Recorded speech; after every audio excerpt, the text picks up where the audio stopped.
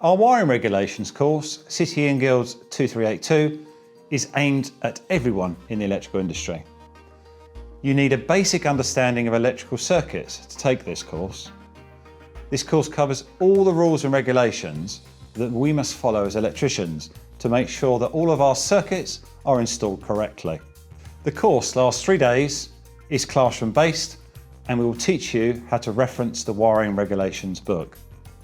We try and make this course as interactive as possible and try and relate the wiring regulations to everyday work.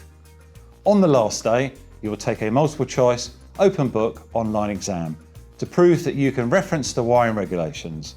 This exam has 60 questions and takes 2 hours. Before the exam, we give you lots of preparation, including multiple choice mock exams, getting you ready and used to referencing the book. We recommend this course to anyone interested in working in the electrical industry, and it is a requirement to join a competent person scheme or to apply for an ECS Gold Card. For more information, please refer to our course page or give us a call so we can answer any further questions you may have.